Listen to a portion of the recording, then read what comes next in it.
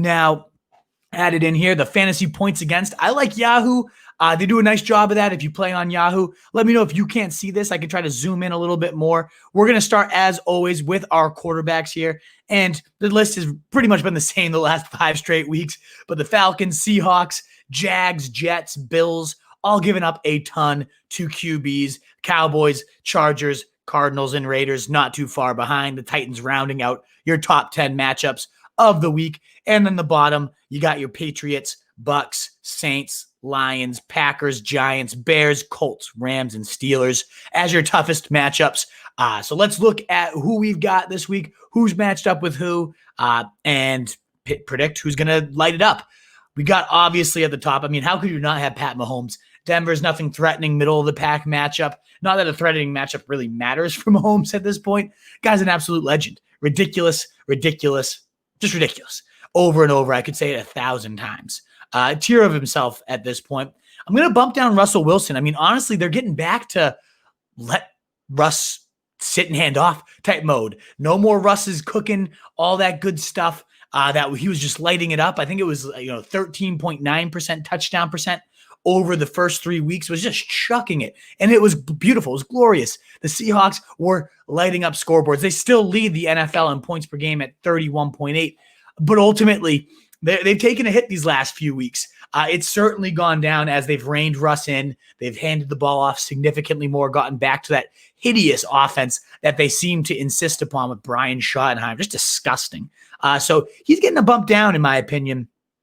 Now, it's tricky to figure out, how far down do we go, though? Because you look at these matchups and you got Kyler Murray in a tough spot. He's banged up. He didn't do so great in a tough spot against the Pats this week. Now an even harder defense in the Rams. Maybe he gets a little bit healthier. I think this is a little too low.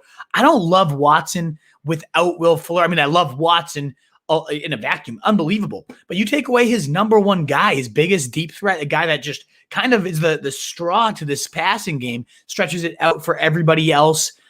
I think it's going to be a huge negative impact on everybody with Will Fuller now being suspended for 6 games. I'd rather honestly have like Tannehill in this week because Indy 1 is a tough matchup. But 2, the whole offensive complexion is going to be different.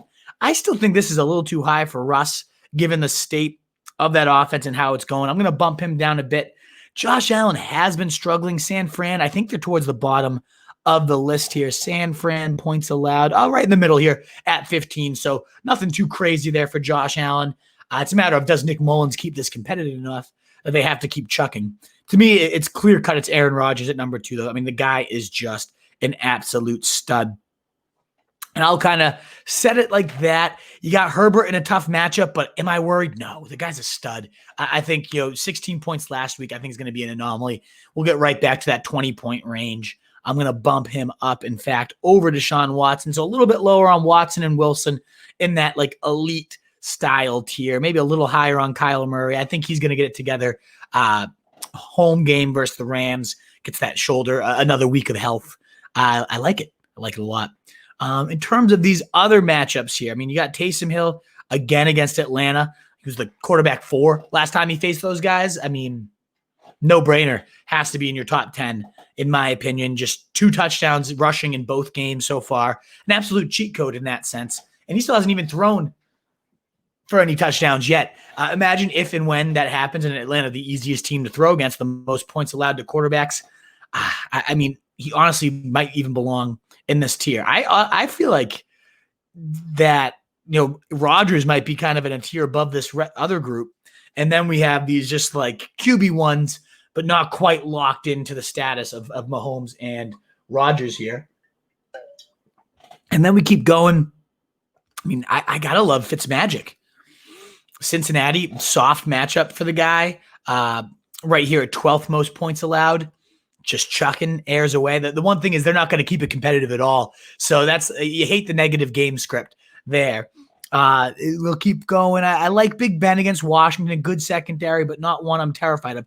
It's not the best of week for quarterback matchups. In general, it's actually pretty tough fantasy matchups across the board. Hopefully Lamar Jackson's able to play. Speedy recovery there at the COVID-19.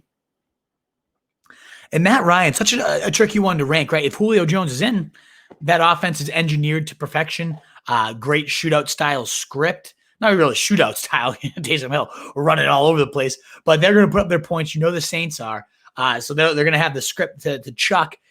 But when Julio's out of the lineup, quarterback 25 is the highest he's ever ranked. I think this week he broke that and got up to like 18 or something meh.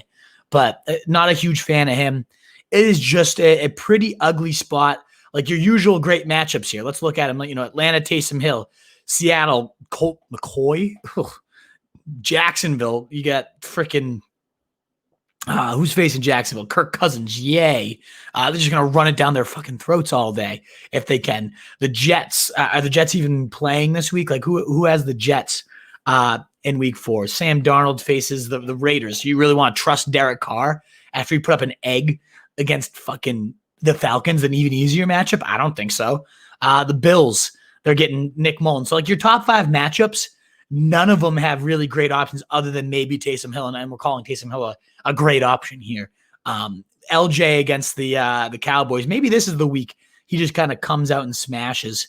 I'll rank him as such because I think he's well overdue, and the Cowboys are certainly the right team to give him that type of blow up. So now we're just kind of weeding through these disgusting matchups and picking out, who's the right ones. You got to like Cam just to chuck against the Chargers, especially if they put up points, but also to run all over them. The Chargers are very susceptible to the run right now. I think it's like the 5th or 6th most rushing yards allowed since week 3. They're just getting pulverized on the ground. So I like that matchup for sure. You got Matty Stafford against Chicago. Not a great spot for him. I think Goff can get bumped up a little bit. I know he sucked last week, but I'd have him above Derek fucking Carr, who also sucked last week. Phillip Rivers against Houston. I think he should get a little bit of a bump here. I'm telling you, I'm nervous about Kirk Cousins. He would not be really too high on my streaming radar here. I